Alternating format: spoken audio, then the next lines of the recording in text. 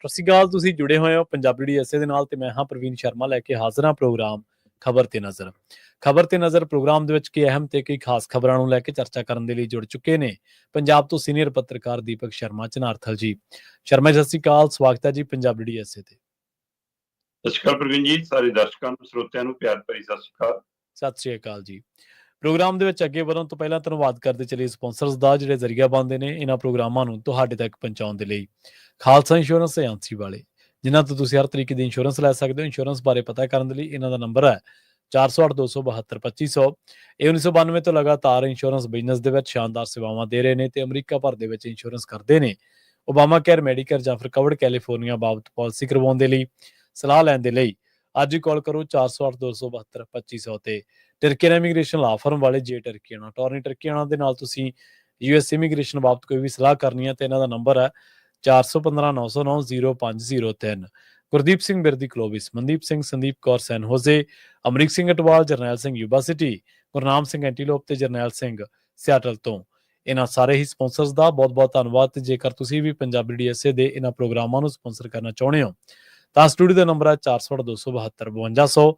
ਅੱਜ ਦਾ ਇੱਕ ਖਬਰ ਤੇ ਨਜ਼ਰ ਪ੍ਰੋਗਰਾਮ ਸਾਲ 2025 ਦੀ 4 ਸਤੰਬਰ ਦਾ ਪ੍ਰੋਗਰਾਮ ਹੈ ਤੇ ਦਿਨ ਅੱਜ ਵੀਰਵਾਰ ਹੈ। ਖਬਰਾਂ ਦੀ ਸ਼ੁਰੂਆਤ ਕਰੀਏ ਪੰਜਾਬ ਦੇ ਵਿੱਚ ਸਿਆਸੀ ਹਲਚਲ ਤੋਂ। ਹੜ੍ਹਾਂ ਨੇ ਤਾਂ ਤਬਾਹੀ ਮਚਾਈ ਹੈ, ਪਰ ਹੜ੍ਹਾਂ ਨੇ ਸਿਆਸੀ ਲੋਕਾਂ ਨੂੰ ਵੀ ਵਕਤ ਪਾਇਆ ਹੋਇਆ। ਵਕਤ ਤਾਂ ਕਿਉਂਕਿ ਉਹਨਾਂ ਨੂੰ ਇੱਕ ਦੂਜੇ ਦੀ ਸ਼ਰਮ ਜਾਂ ਕਹਿ ਲਓ ਵੋਟਾਂ ਦੇ ਲਈ ਉੱਥੇ ਜਾਣਾ ਪੈਂਦਾ ਜਿੱਥੇ ਉਹ ਜਾਣਾ ਨਹੀਂ ਚਾਹੁੰਦੇ। ਜਿੱਥੇ ਉਹ ਜਾਣਾ ਨਹੀਂ ਚਾਹੁੰਦੇ ਇਹਨਾਂ ਦੇ ਵਿੱਚ ਇੱਕ ਹੋਰ ਬੰਦੇ ਦਾ ਨਾਂ ਜੁੜ ਗਿਆ, ਪਰ ਉਹਦੇ ਤੇ ਜ਼ਿੰਮੇਵਾਰੀ ਬਹੁਤ ਵੱਡੀ ਹੈ, ਭਗਵੰਤ ਮਾਨ। ਭਗਵੰਤ ਮਾਨ ਕਹਿੰਦੇ ਕਿ ਜਦੋਂ ਕੇਂਦਰੀ ਮੰਤਰੀ ਆਏ ਸੀਗੇ, ਜਦੋਂ ਉਹਨਾਂ ਦੇ ਮੂਹਰੇ ਗੱਲ ਰੱਖਣੀ ਸੀ, ਪੰਜਾਬ ਦਾ ਕੇਸ ਰੱਖਣਾ ਸੀ, 60,000 ਕਰੋੜ ਰੁਪਏ ਦੀ ਚਿੱਠੀ ਲਿਖਣੀ ਸੀ, ਪਰ ਉਹਨਾਂ ਨੂੰ ਦੱਸਣਾ ਸੀਗਾ, ਉਸ ਟਾਈਮ ਕਹਿੰਦੇ ਇਹਨਾਂ ਨੂੰ ਬੁਖਾਰ ਹੀ ਚੜ ਗਿਆ ਜੀ। ਪ੍ਰਵੀਨ ਜੀ, ਕੱਲ ਅਰਵਿੰਦ ਕੇਜਰੀਵਾਲ ਜੀ ਪੰਜਾਬ ਆਉਂਦੇ ਨੇ ਕਿ ਜੀ ਮੈਂ ਜਾ ਰਿਹਾ ਹੜ੍ਹ ਪੀੜਤ ਲੋਕਾਂ ਦੇ ਵਿੱਚ, ਹਾਂਜੀ, ਤੇ ਮੁੱਖ ਮੰਤਰੀ ਭਗਵੰਤ ਮਾਨ ਮੇਰੇ ਨਾਲ ਹੋਣਗੇ। ਕੇਜਰੀਵਾਲ ਨੇ ਤੈਅ ਕੀਤਾ ਸੀ ਕਿ ਮੈਂ ਹੜ੍ਹ ਪੀੜਤ ਖੇਤਰ 'ਚ ਜਾ ਕੇ ਲੋਕਾਂ ਦਾ ਹਾਲ ਜਾਣਾਂਗਾ, ਤੇ ਉਹਨਾਂ ਨੂੰ ਹਾਲ ਜਾਣਨ ਲਈ ਪੈ ਗਿਆ ਮੁੱਖ ਮੰਤਰੀ ਦੇ ਘਰੇ ਸਰਕਾਰੀ ਰਿਹਾਇਸ਼ ਤੇ, ਕਿਉਂਕਿ ਮੁੱਖ ਮੰਤਰੀ ਬਿਮਾਰ ਹੋ ਗਏ। ਠੀਕ ਹੈ ਜੀ। ਹੁਣ ਬੰਦਾ ਆਮ ਵੀ ਬਿਮਾਰ ਹੋ ਸਕਦਾ ਹੈ, ਜ਼ਰੂਰੀ ਨਹੀਂਗਾ ਕਿ ਮਤਲਬ ਕਿ ਇਹ ਸਿਆਸੀ ਬੁਖਾਰੇ ਹੋਵੇ। ਕੋਈ ਕਿਸੇ ਨੂੰ ਵੀ ਕੋਈ ਬਿਮਾਰੀ ਹੋ ਸਕਦੀ ਹੈ। ਔਰ ਕੇਜਰੀਵਾਲ ਦੀ ਜੇ ਤੁਸੀਂ ਸੁਣੋ ਤਾਂ ਉਹ ਕਹਿੰਦੇ ਡ੍ਰਿਪ ਲੱਗੀ ਹੋਈ ਹੈ ਉਹਨਾਂ ਦੇ, ਤੇ ਉਹ ਕਹਿੰਦੇ ਕਿ ਪਿਛਲੇ 3-4 ਦਿਨਾਂ ਤੋਂ ਬਿਨਾਂ ਖਾਧੇ ਪੀਤੇ ਲੋਕਾਂ 'ਚ ਡਟੇ ਸੀ, ਹੈਨਾ। ਮਤਲਬ ਵਿਚਾਰੇ ਨੂੰ ਹਿਆਤ ਵਰਗੇ ਹੋਟਲ 'ਚ, 5 ਤਾਰੇ ਹੋਟਲ 'ਚ ਸੌਣ ਨੂੰ ਥਾਂ ਮਿਲਦੀ ਹੈ, ਖਾਣ ਪੀਣ ਦਾ ਕਿੱਥੇ ਟਾਈਮ ਮਿਲਦਾ। ਸਹੀ ਹੈ। ਮੰਜਾ ਦਾ ਵਿਚਾਰਾ ਐਡੇ ਵੱਡੇ ਹੋਟਲ 'ਚ ਡਾਇਆ, ਉਹਨੂੰ ਜੇ ਤਾਂ ਕਿਸੇ ਕੋਠੇ ਤੇ ਡਾਇਆ ਹੁੰਦਾ ਮੋਟਰ ਤੇ ਜਿਹੜਾ 4 ਫੁੱਟ 5 ਫੁੱਟ ਡੁੱਬਿਆ, ਫਿਰ ਤਾਂ ਪਤਾ ਲੱਗਦਾ ਕਿ ਹਾਂ ਲੋਕਾਂ 'ਚ ਵਿਚਰ। ਪਤਾ ਨਹੀਂ ਕੇਜਰੀਵਾਲ ਇਹਨੂੰ ਵੀ ਕਿਵੇਂ ਲੋਕਾਂ 'ਚ ਵਿਚਰਨਾ ਕਹਿੰਦੇ ਨੇ। ਸਹੀ ਹੈ, ਹੈਨਾ। ਕਿ ਇਸ ਲਈ ਮਤਲਬ ਕਿ ਉਹਨਾਂ ਦੀ ਸਿਹਤ ਵਿਗੜ ਗਈ ਤੇ ਉਹ ਅੱਜ ਮੇਰੇ ਨਾਲ ਜਾ ਨਹੀਂ ਸਕਦੇ। ਕੀ ਇਹ ਸਰਕਾਰੀ ਬੁਖਾਰ ਹੈ, ਕੀ ਇਹ ਸਿਆਸੀ ਬੁਖਾਰ ਹੈ, ਕੀ ਇਹ ਹਕੀਕਤ ਦੇ ਵਿੱਚ ਬੁਖਾਰ ਹੈ? ਇਹ ਸਵਾਲ ਕਿਉਂ ਪੈਦਾ ਹੋਇਆ? ਕਿਉਂਕਿ ਸਿਆਸੀ ਬੰਦੇ ਦੀ ਆਪਣੀ ਕੋਈ ਹੋਂਦ, ਆਪਣਾ ਕੋਈ ਜੀਵਨ ਨਹੀਂ ਹੁੰਦਾ। ਸਿਆਸੀ ਬੰਦੇ ਨੂੰ ਹਰ ਪੱਖ ਤੋਂ, ਸਿਆਸੀ ਕੋਣ ਤੋਂ ਹੀ ਦੇਖਿਆ ਜਾਂਦਾ, ਚਾਹੇ ਉਹ ਕੋਈ ਪਰਿਵਾਰਕ ਨਿੱਜੀ ਪਹਿਲੂ ਹੋਵੇ ਚਾਹੇ ਕੁਛ ਹੋਵੇ। ਹੁਣ ਕੇਜਰੀਵਾਲ ਨਾਲ ਜਾਣ ਤੋਂ ਇਨਕਾਰ ਕਰਨ ਦੇ ਪਿੱਛੇ ਕੀ ਇਹ ਪਹਿਲੂ ਹੈ ਕਿ ਫੁੱਫੜ ਵਾਲਾ ਮਸਲਾ ਫਸਿਆ, ਫੁੱਫੜ ਤੇ ਕਾਰਵਾਈ ਕਰਾਤੀ ਉਹਨਾਂ ਨੇ, ਜਾਂ ਫਿਰ ਇਹ ਲੱਗਦਾ ਕਿ ਲੋਕਾਂ 'ਚ ਜਾਵਾਂਗੇ ਤਾਂ ਲੋਕ ਗਲ ਪੈਣਗੇ, ਬਾਈ ਕੇਜਰੀਵਾਲ ਦਿੱਲੀ ਵਾਲਿਆਂ ਤੋਂ ਨਿਰਾਸ਼ ਨੇ ਲੋਕ, ਇਸ ਲਈ ਆਪਾਂ ਕਾਹਨੂੰ ਨਾਲ ਜਾਣਾ ਹੈ। ਪਰ ਜੇ ਜਾਣਾ ਹੀ ਸਰਕਾਰੀ ਬਾਬੇ ਕੋਲ ਸੀ, ਫਿਰ ਕੀ ਮੁਸ਼ਕਲ ਸੀ? ਉੱਥੇ ਆਪਣਾ ਹੀ ਅਮਲਾ ਫਾਲਾ ਸਾਰਾ ਕੁਝ ਉੱਥੇ ਦਾ। ਇਹ ਤਾਂ ਉੱਥੇ ਹੀ ਗਏ, ਕੇਜਰੀਵਾਲ ਤਾਂ ਉੱਥੇ ਹੀ ਗਏ, ਭਗਵੰਤ ਮਾਨ ਨਾਲ ਨਹੀਂ ਜਾ ਸਕੇ। ਪਰ ਇਸ ਨੂੰ ਦੂਸਰੇ ਨੁਕਤੇ ਤੋਂ ਵੀ ਦੇਖਣ ਦੀ ਲੋੜ ਹੈ। ਮੰਨਿਆ ਜਾਂਦਾ ਕਿ ਭਗਵੰਤ ਮਾਨ ਬੀਜੇਪੀ ਨਾਲ ਵਿਗਾੜਨਾ ਨਹੀਂ ਚਾਹੁੰਦੇ। ਅੱਛਾ, ਵਾਹ। ਮੰਨਿਆ ਜਾਂਦਾ ਹੈ ਕਿ ਭਗਵੰਤ ਮਾਨ ਕੇਂਦਰ ਦੇ ਆਕਾਵਾਂ ਨਾਲ, ਅਮਿਤ ਸ਼ਾਹ ਤੇ ਨਰਿੰਦਰ ਮੋਦੀ ਨਾਲ ਵੀ ਵਿਗਾੜ ਕੇ ਨਹੀਂ ਚੱਲਣਾ ਚਾਹੁੰਦੇ। ਠੀਕ ਹੈ। ਅੱਛਾ, ਜੇ ਉਹ ਕੇਜਰੀਵਾਲ ਨਾਲ ਜਾਂਦੇ ਤਾਂ ਇਹ ਤਕਨੀਕੀ ਤੌਰ ਤੇ ਪੰਜਾਬ ਵੱਲੋਂ ਇਹ ਸਵਾਲ ਉੱਠਦਾ ਕਿ ਵੀ ਅੱਜ ਤੱਕ ਕੇਂਦਰੀ ਮੰਤਰੀ ਆਇਆ ਸੀ, ਤੁਸੀਂ ਉਹਦੇ ਮੂਹਰੇ ਪੰਜਾਬ ਦਾ ਕੇਸ ਰੱਖਦੇ, ਚੰਗੀ ਗੱਲ ਸੀ। ਤੁਸੀਂ ਉਹਦੇ ਕੋਲ ਜਾਂਦੇ, ਚੰਗੀ ਗੱਲ ਸੀ। ਤੁਸੀਂ ਉਹਦੇ ਨਾਲ ਦੌਰੇ 'ਚ ਨਜ਼ਰ ਆਉਂਦੇ, ਚੰਗੀ ਗੱਲ ਸੀ। ਪਰ ਜੇ ਉੱਧਰ ਚਲੇ ਜਾਂਦੇ ਕਿ ਵੀ ਪੰਜਾਬ ਦਾ ਮਸਲਾ ਚਲੋ ਮੈਂ ਮੂਹਰੇ ਰੱਖ ਦਵਾਂ, ਮਜ਼ਬੂਤੀ ਨਾਲ ਗੱਲ ਚਲੀ ਜਾਵੇ, ਕੇਂਦਰੀ ਮੰਤਰੀ ਸ਼ਿਵਰਾਜ ਚੌਹਾਨ ਨਾਲ ਨਜ਼ਰ ਆ ਜਾਂਦੇ ਜੇ ਭਗਵੰਤ ਮਾਨ, ਫਿਰ ਆਗੂ ਨੇ ਨਾਰਾਜ਼ ਹੋ ਕੇ ਕਿਤੇ ਗੱਦੀ ਨਾ ਖੋਲ, ਇਹ ਵੀ ਡਰ ਸੀ। ਸਹੀ ਹੈ। ਇੱਥੇ ਸਨਕੀ ਬੰਦੇ ਦਾ ਕੀ ਪਤਾ ਹੁੰਦਾ ਕਿਹੜੀ ਗੱਲ ਤੇ ਸਟੈਂਡ ਲੈ ਜਾਵੇ, ਉਹਦੇ ਨਾਲੋਂ ਮਚਲ ਕੇ ਕਹਿੰਦੇ ਮੰਜੇ ਤੇ ਪੈਣਾ ਜ਼ਿਆਦਾ ਵਧੀਆ। ਸਹੀ ਹੈ ਕਿ ਛੁੱਟੀ ਮਿਲ ਜੂ, ਛੁਟਕਾਰਾ ਮਿਲ ਜੂ, ਨਾ ਉਹ ਨਾਰਾਜ਼ ਨਾ ਉਹ ਨਾਰਾਜ਼, ਚਲੋ ਜੀ ਗੱਲ ਸਰ ਜੂਗੀ। ਪਰ ਜਦੋਂ ਕਿ ਜੇ ਤੁਸੀਂ ਇਹ ਦੇਖੋ, ਕਈ ਵਾਰ ਨਾ ਤੈਅ ਸਮਾਂ ਹੁੰਦਾ। ਪਿਛਲੇ ਸਾਲ ਵੀ ਸਤੰਬਰ ਮਹੀਨੇ 'ਚ ਹੀ ਭਗਵੰਤ ਮਾਨ ਬਿਮਾਰ ਹੋਏ ਸੀ ਔਰ ਫੋਰਟਿਸ ਡੱਕ ਰਹੇ ਸੀ। ਉਸ ਸਮੇਂ ਵੀ ਕਈ ਤਰ੍ਹਾਂ ਦੀ ਫਰਕ ਇਹ ਹੈ ਕਿ ਸਤੰਬਰ ਦਾ ਆਖਰੀ ਹਫ਼ਤਾ ਸੀ, ਸਤੰਬਰ ਦਾ ਮੁੱਢਲਾ ਹਫ਼ਤਾ। ਪਰ ਲੋਕ ਇਹੀ ਕਹਿੰਦੇ ਨੇ ਜੀ ਕਿ ਸਿਆਸੀ ਬੁਖਾਰ ਸੀ, ਦੋਵੇਂ ਪਾਸਿਓਂ ਬਚਾਅ ਹੋ ਗਿਆ, ਦੋਵਾਂ ਨੂੰ ਰਾਂਝਾ ਰੱਖ ਲਿਆ, ਹੈ ਨਾ। ਤੇ ਕੇਜਰੀਵਾਲ ਥੱਲੇ ਗਏ, ਹੈ ਨਾ, ਨਾਲ ਅਮਨ ਅਰੋੜਾ ਚਲੇ ਗਏ। ਉਸੇ ਵੋਟ ਦੇ ਵਿੱਚ ਜੀ ਸੰਤ ਬਲਵੀਰ ਸਿੰਘ ਸਿੰਚਲ ਉਹਨਾਂ ਨੇ ਪੰਜਾਬ ਲਈ ਬਹੁਤ ਕੰਮ ਕੀਤਾ, ਚੰਗਾ ਰੋਲ ਨਿਭਾਇਆ, ਕਈ ਖੇਤਰਾਂ 'ਚ ਰੋਲ ਨਿਭਾਇਆ ਕੁਦਰਤੀ ਤੌਰ ਤੇ। ਪਰ ਹੁਣ ਉਹਨਾਂ ਨੂੰ ਇਹਨਾਂ ਦਰਿਆਵਾਂ ਦੇ ਵਿੱਚ, ਨਦੀਆਂ ਦੇ ਵਿੱਚ, ਬਹੀਂ ਦੇ ਵਿੱਚ, ਹੈ ਨਾ, ਜਿਹੜੇ ਗਾਂਧ ਵਾਲੇ ਸੀਵਰੇਜ ਵਾਲੇ ਪੈਂਦੇ ਪਾਈਪ ਪੂਪ ਨੇ, ਹੁਣ ਨਹੀਂ ਉਹ ਦਿਖਦੇ, ਹੁਣ ਦਿਖਣੇ ਬੰਦ ਹੋ ਗਏ। ਹੁਣ ਉਹਨਾਂ ਨੂੰ ਖਾਮੀਆਂ ਨਹੀਂ ਦਿਖਦੀਆਂ। ਉਹਨਾਂ ਨੇ ਇਹ ਵਾਅਦੇ ਨਾਲ ਰਾਜ ਸਭਾ ਕਬੂਲੀ ਸੀ ਕਿ ਮੈਂ ਤੁਹਾਡੇ ਲਈ ਪ੍ਰਚਾਰ ਨਹੀਂ ਕਰੂੰਗਾ। ਠੀਕ ਹੈ, ਤੁਸੀਂ ਆਮ ਆਦਮੀ ਪਾਰਟੀ ਲਈ ਪ੍ਰਚਾਰ ਨਹੀਂ ਕਰ ਰਹੇ, ਧੰਨਵਾਦ ਤੁਹਾਡਾ, ਸਹੀ ਹੈ। ਪਰ ਜੇ ਤੁਸੀਂ ਉਹਨਾਂ ਦੀਆਂ ਖਾਮੀਆਂ ਤੇ ਹੁਣ ਅੱਖਾਂ ਮੀਚਣ ਲੱਗ ਪਏ, ਫਿਰ ਤੁਸੀਂ ਸਰਕਾਰੀ ਬਾਬੇ ਬਣ ਗਏ। ਸੋਚਣਾ ਕਿ ਮੈਨੂੰ ਕਿਉਂ ਇਹ ਤੇ ਦੋ ਗਲੀਆਂ ਧਰ ਪਾ, ਫਿਰ ਅਧੀਨਗੀ ਕਿਉਂ ਕਰ ਲਈ ਹੈ ਤੁਸੀਂ। ਬਿਲਕੁਲ, ਇਹਦਾ ਮਤਲਬ ਤੁਸੀਂ ਉਹਨਾਂ ਦੀ ਪਾਰਟੀ ਦਾ ਹਿੱਸਾ ਬਣ ਗਏ ਹੋ ਤੇ ਤੁਸੀਂ ਹੁਣ ਉਹਨਾਂ ਨੂੰ ਝੂਟੇ ਦੇਣ ਜੋਗੇ ਰਹਿ ਗਏ ਹੋ। ਕਿਉਂ ਤੁਹਾਡੇ ਕੋਲ ਜਾਂਦੇ ਨੇ ਹੋਰ ਥਾਵਾਂ ਦੀ ਜਾਣ ਦੀ ਬਜਾਏ। ਪੰਜਾਬ ਦਾ ਇੰਨਾ ਖੇਤਰ ਪ੍ਰਭਾਵਿਤ ਹੈ, ਉਹ ਤਾਂ ਉੱਥੇ ਸੁਰੱਖਿਅਤ ਛਤਰੀ ਮਹਿਸੂਸ ਕਰਦੇ ਆ। ਇਸ ਲਈ ਮਨੀਸ਼ ਸਿਸੋਦੀਆ ਵੀ ਥੋੜੀ ਕਿਸ਼ਤੀ ਝੂਟੇ ਤੇ ਹੁਣ ਕੇਜਰੀਵਾਲ ਵੀ ਝੂਟ ਕੇ ਮੁੜਿਆ ਏ। ਤੇ ਠੀਕ ਹੈ ਜੀ, ਪੰਜਾਬ ਦਾ ਦਰਦ ਤੁਹਾਡੀ ਐਨਕ ਤੋਂ ਦੇਖਿਆ ਤਾਂ ਠੀਕ ਹੈ, ਸਰਕਾਰੀ ਐਨਕ ਆ। ਸਹੀ ਹੈ ਜੀ, ਬਿਲਕੁਲ। ਤੇ ਗੱਲ ਕਰੀਏ ਕੇਂਦਰੀ ਮੰਤਰੀ ਸ਼ਿਵਰਾਜ ਚੌਹਾਨ ਦਾ, ਜਿਵੇਂ ਤੁਸੀਂ ਵਿੱਚ ਜ਼ਿਕਰ ਵੀ ਕੀਤਾ ਵੀ ਉਹ ਕੇਸ ਰੱਖਣ ਦਾ ਸਮਾਂ ਸੀਗਾ ਪੰਜਾਬ ਦਾ, ਉਹਨਾਂ ਦਾ ਜਿਹੜਾ ਇਹ ਦੌਰਾ ਸੀਗਾ ਉਹ ਕੇਂਦਰੀ ਮੰਤਰੀ ਦਾ ਦੌਰਾ ਸੀਗਾ ਜਾਂ ਫਿਰ ਭਾਜਪਾ ਲੀਡਰ ਦਾ ਦੌਰਾ ਸੀ? ਉਹ ਸਰਕਾਰੀ ਕੇਂਦਰੀ ਸਰਕਾਰ ਦੇ ਨੁਮਾਇੰਦੇ ਦੇ ਤੌਰ ਤੇ ਆਏ ਸੀਗੇ ਜਾਂ ਭਾਜਪਾ ਲੀਡਰ ਦੇ ਤੌਰ ਤੇ ਆਏ ਸੀਗੇ? ਪ੍ਰਵੀਨ ਜੀ, ਕੇਂਦਰੀ ਮੰਤਰੀ ਸ਼ਿਵਰਾਜ ਚੌਹਾਨ ਬਤੌਰ ਵਿਅਕਤੀ ਪੇਂਡੂ ਖੇਤਰ ਨਾਲ, ਧਰਾਤਲ ਨਾਲ ਤੇ ਲੋਕਾਂ 'ਚ ਵਿਚਰਨ ਵਾਲੇ ਲੀਡਰ ਵਜੋਂ ਜਾਣਿਆ ਜਾਂਦਾ ਹੈ। ਜੀ ਜੀ। ਲੰਮਾ ਸਮਾਂ ਉਹਨੇ ਰਾਜ ਭਾਗ ਵੀ ਬਤੌਰ ਮੁੱਖ ਮੰਤਰੀ ਮਾਣਿਆ। ਨਰਿੰਦਰ ਮੋਦੀ ਨੂੰ ਵੀ ਇੱਕ ਵਾਰ ਤਾਂ ਉਹ ਤੋਂ ਖਤਰਾ ਹੋ ਗਿਆ ਸੀ ਕਿ ਮੇਰੀ ਕੁਰਸੀ ਦਾ ਦਾਅਵੇਦਾਰ ਬਣ ਰਿਹਾ ਹੈ। ਜਿੰਨਾ ਮਕਬੂਲ ਸੀ ਉਹਨੂੰ ਉੱਥੋਂ ਲਿਆ ਕੇ ਫਿਰ ਇੱਧਰ ਚਲੋ ਐਡਜਸਟ ਕੀਤਾ। ਹੁਣ ਉਹ ਪੰਜਾਬ ਆਏ ਸੀ ਜੀ। ਪਿਛਲੇ 2 ਦਿਨਾਂ ਤੋਂ ਇਹ ਚਰਚਾ ਸੀ ਕਿ ਕੇਂਦਰੀ ਖੇਤੀਬਾੜੀ ਮੰਤਰੀ ਸ਼ਿਵਰਾਜ ਚੌਹਾਨ ਪੰਜਾਬ ਆ ਰਹੇ ਨੇ ਜੀ, ਹੜ੍ਹ ਪੀੜਤ ਲੋਕਾਂ ਨੂੰ ਮਿਲਣਗੇ ਤੇ ਪੰਜਾਬ ਦਾ ਕੇਸ ਮਜ਼ਬੂਤੀ ਨਾਲ ਕੇਂਦਰ 'ਚ ਰੱਖਣਗੇ। ਤੇ ਬਤੌਰ ਮੰਤਰੀ ਜਦੋਂ ਆਉਂਦੇ ਨੇ ਤਾਂ ਪੰਜਾਬ ਸਰਕਾਰ ਦੀ ਜ਼ਿੰਮੇਵਾਰੀ ਬਣਦੀ ਸੀ ਕਿ ਉਹਨਾਂ ਦਾ ਆਓ ਭਗਤ ਕਰਦੇ। ਸਹੀ ਹੈ। ਜੇ ਮੁੱਖ ਮੰਤਰੀ ਭਗਵੰਤ ਮਾਨ ਉੱਥੇ ਹੁੰਦੇ ਤਾਂ ਪ੍ਰੋਟੋਕੋਲ ਹੁੰਦਾ ਕਿ ਇੱਕ ਸੂਬੇ ਦਾ ਮੁੱਖ ਮੰਤਰੀ ਹੈ ਤੇ ਇੱਕ ਕੇਂਦਰੀ ਮੰਤਰੀ ਹੈ, ਫਿਰ ਕੋਈ ਲੱਲੀ ਛੱਲੀ ਨੇੜੇ ਨਾ ਖੜਦਾ, ਫਿਰ ਇੱਕੋ ਔਰਾ ਬਣ ਜਾਂਦਾ, ਇੱਕੋ ਦਾਇਰਾ ਬਣ ਜਾਂਦਾ, ਸਿਕਿਉਰਿਟੀ ਵਾਲਾ ਪਹਿਲੂ ਆ ਜਾਂਦਾ, ਸਾਰਾ ਕੁਝ ਹੁੰਦਾ। ਪਰ ਇੱਕ ਤਸਵੀਰ ਨੇ ਮੈਨੂੰ ਕੱਲ ਹਲੂਣ ਕੇ ਰੱਖਤਾ। ਤਸਵੀਰ ਹੈ ਜੀ ਅੰਮ੍ਰਿਤਸਰ ਦੇ ਇੱਕ ਰੈਸਟ ਹਾਊਸ ਕਿਸੇ ਕਮਰੇ ਦੀ। ਇੱਕ ਸੋਫੇ ਦੇ ਉੱਤੇ ਸ਼ਿਵਰਾਜ ਚੌਹਾਨ ਬੈਠੇ ਨੇ, ਇੱਕ ਸੋਫੇ ਦੇ ਉੱਤੇ ਗੁਲਾਬ ਚੰਦ ਕਟਾਰੀਆ ਬੈਠੇ ਨੇ, ਇੱਕ ਸੋਫੇ ਦੇ ਉੱਤੇ ਸੁਨੀਲ ਜਾਖੜ ਬੈਠੇ ਨੇ, ਸਾਹਮਣੇ ਕੁਲਦੀਪ ਧਾਲੀਵਾਲ ਬੈਠਾ ਹੈ, ਉਹਦੇ ਮਗਰ ਖੁੰਝੇ ਜਿਹੇ 'ਚ ਫਸਿਆ ਸਾਡਾ ਖੇਤੀਬਾੜੀ ਮੰਤਰੀ ਗੁਰਮੀਤ ਖੁੱਡੀਆਂ ਬੈਠਾ ਹੈ, ਉੱਥੇ ਹੀ ਰਵਨੀਤ ਬਿੱਟੂ ਬੈਠਾ ਹੈ, ਉੱਥੇ ਹੀ ਤਰਨ ਚੁੱਗ ਬੈਠਾ ਹੈ, ਉੱਥੇ ਹੀ ਬੋਨੀ ਅਜਨਾਲਾ ਬੈਠਾ ਤੇ ਹੋਰ 2-3 ਸੋਫੇ 'ਚ ਫਸੇ ਨੇ। ਤਾਂ ਪੰਜਾਬ ਦੀ ਧੀ ਉੱਥੇ ਸਾਕਸ਼ੀ ਸਾਨੀ ਖੜੀ ਹੈ। ਬਤੌਰ DC ਜੋ ਪੰਜਾਬ ਨੇ ਉਹਨੂੰ ਪੰਜਾਬ ਦੀ ਧੀ ਦਾ ਖਿਤਾਬ ਦੇ ਕੇ ਮਾਣ ਬਖਸ਼ਿਆ ਕਿ ਜਿਵੇਂ ਹੜ੍ਹ ਪੀੜਤਾਂ ਦੇ ਵਿੱਚ ਉਹ ਜਾ ਕੇ ਕੰਮ ਕਰ ਰਹੀ ਆ, ਉਵੇਂ ਆ ਜਿੰਨੇ ਸਾਹਮਣੇ ਬਿਠਾਏ ਸੀ ਇਹਨਾਂ ਚੋਂ ਦੱਸ ਦੋ ਕਿਹਨੇ ਆਪਣੇ ਪੈਰ ਨੂੰ ਮਿੱਟੀ ਵੀ ਲੱਗਣ ਦਿੱਤੀ ਹੈ? ਕਾਹਦੇ ਲਈ ਜੀ? ਤੁਸੀਂ ਕੇਂਦਰੀ ਮੰਤਰੀ ਹੋ ਤੇ ਬਤੌਰ ਮੰਤਰੀ ਜੇ ਤੁਸੀਂ ਰਾਜਪਾਲ ਨਾਲ ਗੱਲ ਕਰ ਰਹੇ ਹੋ, ਤੁਹਾਡੇ ਕੋਲ ਰਵਨੀਤ ਬਿੱਟੂ ਕੇਂਦਰੀ ਮੰਤਰੀ ਵਜੋਂ ਬੈਠਾ ਹੈ, ਪੰਜਾਬ ਦਾ ਖੇਤੀਬਾੜੀ ਮੰਤਰੀ ਬੈਠਾ ਹੈ ਗੁਰਮੀਤ ਖੁੱਡੀਆਂ, ਤੇ ਉਸ DC ਨੂੰ ਇਹਨਾਂ ਸਾਰਿਆਂ ਤੋਂ ਵੱਧ ਜਾਣਕਾਰੀ ਹੈ ਕਿ ਧਰਾਤਲ ਤੇ ਕੀ ਹੈ। ਕਟਾਰੀਆ ਸਾਹਿਬ ਨੇ ਦੇਤੀ ਫਾਈਲ, ਕਿਹਾ ਜੀ ਇਹ 4-5 ਜ਼ਿਲ੍ਹਿਆਂ ਦੀ ਰਿਪੋਰਟ ਮੈਂ ਦਿੰਨਾ। ਹਾਂਜੀ, ਉਹਨੇ ਦੇਤੀ ਰਿਪੋਰਟ। ਕੁਲਦੀਪ ਧਾਲੀਵਾਲ ਨੇ ਮੇਰੇ ਹਲਕੇ ਦੀ ਆ ਰਿਪੋਰਟ ਹੈ। ਗੁਰਮੀਤ ਖੁੱਡੀਆਂ ਨੇ ਜਾਣਕਾਰੀ ਦੇਤੀ। ਰਵਨੀਤ ਬਿੱਟੂ ਕਹਿੰਦਾ ਪੰਜਾਬ ਦਾ ਪਤਾ ਹੀ ਮੈਨੂੰ ਹੈ। ਜਿਹੜੀ ਗਰਾਊਂਡ ਜ਼ੀਰੋ ਤੇ ਕੰਮ ਕਰ ਰਹੀ ਹੈ ਤੁਸੀਂ ਉਹਨੂੰ ਪੁੱਛ ਲਓ, ਉਹਨੂੰ ਪੁੱਛ ਲਓ। ਸਹੀ ਗੱਲ। ਉਹਦੇ ਲਈ ਕੋਲ ਇੱਕ ਕੁਰਸੀ ਵੀ ਨਹੀਂ ਸਰੀ।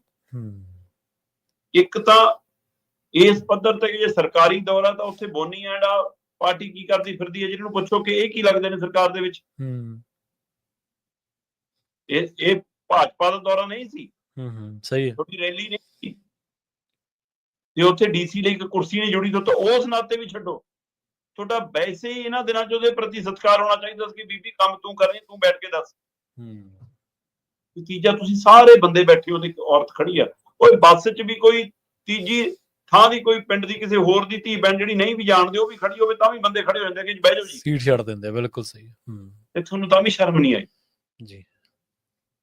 ਚਲੋ ਮੋਨੀ ਜਲਾਣਾ ਕਹਿੰਦੇ ਜੀ ਗੱਡੀ ਚਲਾਊਗਾ, ਉਹਨੇ ਗੱਡੀ ਚਲਾ ਲਈ ਤੇ ਜੀ ਜਾਖੜ ਤੇ ਰਵਨੀਤ ਬਿੱਟੂ ਬਦਲ ਕੇ ਟਰੈਕਟਰ ਚਲਾਉਣਗੇ। ਦੇ ਲੋ ਝੂਟੇ। ਹਾਂ, ਸ਼ਿਵਰਾਜ ਚੌਹਾਨ ਜਿੰਨੇ ਕੁ ਲੋਕਾਂ ਨੂੰ ਉਹਨਾਂ ਨੇ ਮਿਲਾਇਆ, ਜਿੱਥੋਂ ਤੱਕ ਲੈ ਕੇ ਗਏ ਉੱਥੇ ਉਹਨਾਂ ਨੇ ਲੋਕਾਂ ਨਾਲ ਗੱਲ ਕੀਤੀ, ਲੋਕਾਂ ਦਾ ਹਾਲ ਜਾਣਿਆ, ਕਈ ਥਾਵਾਂ ਤੋਂ ਉਹਨਾਂ ਨੇ ਉਹਦੇ ਝੋਨੇ ਚੋਂ ਕੱਢ ਕੇ ਚੌਲ ਦੇ ਦਾਣੇ ਵੀ ਉਹ ਲੈ ਕੇ ਦੇਖਾਂ ਕਿੰਨਾ ਕੁ ਪਾਣੀ 'ਚ ਗਲ ਗਈ ਹੈ ਫਸਲ, ਕੀ ਹੈ ਸਮਝਣ ਦੀ ਕੋਸ਼ਿਸ਼ ਕੀਤੀ, ਤੇ ਉਹ ਸਾਰੀ ਜਾਣਕਾਰੀ ਲਈ। ਸੋ ਇਸ ਤਰੀਕੇ ਨਾਲ ਉਹਨਾਂ ਨੇ ਕਿਹਾ ਕਿ ਮੈਂ ਜਾ ਕੇ ਨਰਿੰਦਰ ਮੋਦੀ ਨੂੰ ਰਿਪੋਰਟ ਕਰੂੰਗਾ, ਕੇਂਦਰ ਪੰਜਾਬ ਨਾਲ ਖੜਾ ਹੈ। ਪਰ ਇਹ ਜੀ ਸਰਕਾਰੀ ਦੌਰਾ ਘੱਟ, ਭਾਜਪਾਈ ਦੌਰਾ ਵੱਧ ਸੀ। ਜਿਵੇਂ ਉਹ ਅਮਲਾ ਫਲਾਂ ਨਾਲ ਲਟਕਿਆ ਫਿਰਦਾ ਸੀ, ਜਿਨ੍ਹਾਂ ਕੋਲ ਸਰਕਾਰੀ ਤੌਰ ਤੇ ਸੰਵਿਧਾਨਕ ਤੌਰ ਤੇ ਕੋਈ ਅਹੁਦੇ ਰੁਤਬੇ ਨਹੀਂ। ਜਿਵੇਂ ਕੇਜਰੀਵਾਲ ਪੰਜਾਬ 'ਚ ਫਿਰਦਾ ਨਾ ਤੂੰ MP, ਨਾ ਤੂੰ ਮੁੱਖ ਮੰਤਰੀ, ਨਾ ਤੂੰ MLA, ਨਾ ਤੂੰ MC, ਨਾ ਤੂੰ ਪੰਚ ਸਰਪੰਚ, ਕਿਹੜੇ ਉਹਦੇ ਨਾਲ। ਸਹੀ ਗੱਲ। ਇਸੇ ਤਰ੍ਹਾਂ ਇਹਦੇ ਨਾਲ ਇੰਨਾ ਲਾ ਲੱਗ ਫਿਰਦਾ ਸੀਗਾ।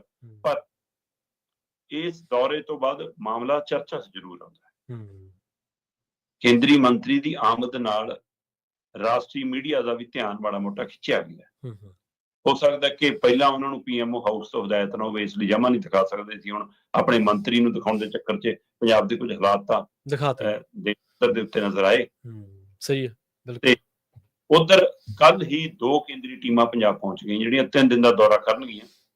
ਵੱਖ-ਵੱਖ ਵਿਭਾਗਾਂ ਨਾਲ ਸੰਬੰਧਿਤ ਸੈਕਟਰੀ ਨੇ ਉਹਨਾਂ ਦੇ ਨਾਲ। ਚੰਗਾ ਹੋਵੇ ਪੰਜਾਬ ਸਰਕਾਰ ਉਹਨਾਂ ਦੇ ਨਾਲ ਆਪਣੇ ਨੁਮਾਇੰਦੇ ਲਾ ਕੇ ਉਹਨਾਂ ਨੂੰ ਸਹੀ ਜਾਣਕਾਰੀ ਸਹੀ ਥਾਵਾਂ ਤੋਂ ਪਹੁੰਚਾਵੇ, ਕਿਉਂਕਿ ਹੁਣ ਦਸਤਾਵੇਜ਼ੀ ਤੌਰ ਤੇ ਦਰੁਸਤ ਕੇਸ ਰੱਖਣ ਦੀ ਲੋੜ ਹੈ। ਮਾਨਯੋਗ ਸੁਪਰੀਮ ਕੋਰਟ ਨੇ ਪੰਜਾਬ ਤੋਂ, ਜੰਮੂ ਤੋਂ, ਕੇਂਦਰ ਤੋਂ, ਮਤਲਬ ਕਿ ਸਾਡੀ ਨੈਸ਼ਨਲ ਹਾਈਵੇ ਵਾਲੀ ਅਥਾਰਟੀ ਤੋਂ, ਤੇ ਇਹਨਾਂ ਸੂਬਿਆਂ ਤੋਂ, ਹਿਮਾਚਲ ਤੋਂ, ਇਹਨਾਂ ਸਾਰਿਆਂ ਤੋਂ ਉਹਨਾਂ ਨੇ ਰਿਪੋਰਟ ਮੰਗੀ ਹੈ। ਇਹ 3 ਹਫ਼ਤਿਆਂ 'ਚ ਆਪਣੀ ਰਿਪੋਰਟ ਦਿਓ। ਹੁਣ ਉਹਦੇ ਲਈ ਜਿਹੜੀ ਰਿਪੋਰਟ ਤਿਆਰ ਕਰੋਗੇ ਭਾਈ, ਚੰਗਾ ਹੋਵੇ ਕਿ ਉਹਨੂੰ ਪ੍ਰੋਪਰ ਦਸਤਾਵੇਜ਼ੀ ਰੂਪ 'ਚ ਤਿਆਰ ਕਰ ਲਓ, ਕੇਂਦਰ ਨੂੰ ਵੀ ਦੇ ਦਿਓ ਉਹਦੀ ਕਾਪੀ। ਹੁਣ ਤਾਂ ਤੁਸੀਂ ਕੋਈ ਰਿਪੋਰਟ ਹਾਲ ਤੱਕ ਤਿਆਰ ਨਹੀਂ ਕੀਤੀ, ਕਿੰਨਾ ਨੁਕਸਾਨ ਕਿਹਦਾ ਹੈ ਨਾ। ਸੋ ਇਸ ਲਈ ਉਹ ਪ੍ਰਕਿਰਿਆ ਤਹਿਤ ਜੇ ਰਿਪੋਰਟ ਤਿਆਰ ਹੋ ਜਾਵੇ ਤੇ ਕੇਂਦਰੀ ਟੀਮਾਂ ਜਿਹੜੀਆਂ ਉਹਨੂੰ ਸਹੀ ਰਿਪੋਰਟ ਚਲੀ ਜਾਵੇ ਤਾਂ ਕੱਲ ਨੂੰ ਸਵਾਲ ਕਰਨ ਜੋਗੇ। ਮੈਂ ਨਹੀਂ ਕਹਿੰਦਾ ਕਿ ਰਿਪੋਰਟ ਨਾਲੇ ਉਹਨਾਂ ਨੇ ਸਾਰਾ ਪੰਜਾਬ ਦਾ ਦਰਦ ਵੰਡਾ ਦੇਣਾ, ਸਹੀ ਹੈ, ਮੈਨੂੰ ਆਸ ਨਹੀਂ ਹੈ। ਪਰ ਜਿਵੇਂ ਤੁਸੀਂ 60,000 ਕਰੋੜ ਦੀ ਵਿੱਚ ਗੱਲ ਕਰ ਰਹੇ ਸੀ ਨਾ ਕਿ ਉਹ ਪੁੱਛ ਸਕਦੇ ਹੋ ਫਿਰ, ਉਸੇ ਤਰ੍ਹਾਂ ਫਿਰ ਇਹਨੂੰ ਵੀ ਪੁੱਛਣ ਲੱਗ ਜਾਓ ਭਾਈ, ਨਾਲੇ ਵੀ ਸ਼ਾਮਲ ਕਰ ਲਿਓ ਕਿ ਕਿੰਨਾ ਕੁ ਉੱਧਰੋਂ। ਨਹੀਂ ਤਾਂ ਮੈਂ ਕਹਿੰਦਾ ਨਾ ਸੂਬਾ ਸਰਕਾਰ ਪੁੱਛਦੀ, ਨਾ ਕੇਂਦਰ ਸਰਕਾਰ ਪੁੱਛਦੀ। ਉਹ ਪਹਿਲਾਂ ਜ਼ਿਲ੍ਹਾ ਵਾਈਜ਼ ਡੀਸੀਆਂ ਨੂੰ ਪੁੱਛਦੀ ਕਿ ਕਿੰਨਾ ਖੇਤਰਾਂ ਤੇ ਉਹਨਾਂ ਨੂੰ ਪੈਸੇ ਪਾਉਂਦੀ, ਕਿਆ ਚੱਕੋ ਪੈਸੇ ਦਾ ਬਾਅਦ ਚੋਂ ਕਰਾਂਗੇ, ਪਹਿਲਾਂ ਫੰਡ ਚੱਕੋ ਤੁਰੰਤ। ਬਿਲਕੁਲ। ਅਜਿਹਾ ਕੁਛ ਨਹੀਂ ਕਿਤੇ ਹੋ ਰਿਹਾ। ਸੋ ਇਹ ਸਿਆਸਤ ਹੋਣੀ ਜ਼ਿਆਦਾ ਸ਼ੁਰੂ ਹੋ ਗਈ ਹੈ, ਤੇ ਪਰ ਗਰਾਊਂਡ ਤੇ ਕੰਮ ਉਵੇਂ ਦਾ ਸਰਕਾਰਾਂ ਵੱਲੋਂ, ਸੂਬੇ ਤੋਂ ਲੈ ਕੇ ਕੇਂਦਰ ਵੱਲੋਂ ਕੋਈ ਨਹੀਂ ਹੋ ਰਿਹਾ ਜੀ। ਬਿਲਕੁਲ। ਤੇ ਸ਼ਰਮਾ ਜੀ, ਇਹਦੇ ਨਾਲ ਹੀ ਅਗਲੀ ਗੱਲ ਕਰੀਏ, ਜਿਵੇਂ ਤੁਸੀਂ ਦੱਸਿਆ ਹੀ ਹੈ ਵੀ ਆਹ ਕੁਛ ਵਾਪਰਿਆ, ਇਉਂ ਲੱਗਦਾ ਜਿਵੇਂ ਭਾਜਪਾ ਨੇ ਕੇਂਦਰੀ ਮੰਤਰੀ ਦਾ ਦੌਰਾ ਹਾਈਜੈਕ ਕਰ ਲਿਆ ਹੋਵੇ। ਜਿਵੇਂ ਸਰਕਾਰ ਨੇ ਥਾਲੀ 'ਚ ਪਰੋਸ ਕੇ ਕਿਹਾ ਹੋਵੇ ਕਿ ਤੁਸੀਂ ਆਓਗੇ, ਅਸੀਂ ਉੱਥੇ ਸਾਡਾ ਕੋਈ ਪ੍ਰੋਟੋਕੋਲ ਨਹੀਂ, ਨਾ ਸਾਡਾ ਜਾਵੇ ਮੁੱਖ ਮੰਤਰੀ। ਜੇ ਭਗਵੰਤ ਮਾਨ ਨਹੀਂ ਸੀ ਹਾਂਜੀ ਤਾਂ ਪੰਜਾਬ ਦੇ ਖੇਤੀਬਾੜੀ ਮੰਤਰੀ ਗੁਰਮੀਤ ਖੁੱਡੀਆਂ ਸੀ, ਉਹ ਵੀ ਇਹਨਾਂ ਸਿਆਸਤਦਾਨਾਂ 'ਚ ਬਹੁਤੇ ਗਿਣਤੀਆਂ ਵਾਲਿਆਂ 'ਚੋਂ ਸਾਊ ਮੰਨੇ ਜਾਂਦੇ ਆ, ਫਿਰਦ ਮੰਨੇ ਜਾਂਦੇ ਉਹਨਾਂ ਨੂੰ ਵੀ ਪਿੱਛੇ ਧੱਕ ਕੇ ਰੱਖਿਆ ਵੀ ਬਤੌਰ ਮੰਤਰੀ ਉਹਨਾਂ ਦਾ ਹੱਕ ਬਣਦਾ ਸੀ ਕਿ ਉਹ ਮੂਹਰੇ ਹੁਣ ਨਾਲ ਤੁਰਨ, ਬਰਾਬਰ ਰਹਿਣ। ਮਤਲਬ ਇਹ ਪਤਾ ਨਹੀਂ ਸਮਝ ਦਾ ਹਿੱਸਾ ਨਹੀਂ, ਪਤਾ ਨਹੀਂ ਸਿਆਸਤ ਇੰਨੀ ਗਰਕ ਗਈ ਹੈ ਕਿ ਅਸੀਂ ਸਰਕਾਰੀ ਦੌਰੇ ਨੂੰ ਵੀ ਪਾਰਟੀ ਦੇ ਦੌਰੇ ਬਣਾ ਕੇ ਪੇਸ਼ ਕਰਨ ਲੱਗ ਪਏ। ਬਿਲਕੁਲ ਜੀ। ਕਹਿੰਦੇ ਪੰਜਾਬ ਜ਼ਖਮੀ ਆ ਪਰ ਹਾਰਿਆ ਨਹੀਂਗਾ।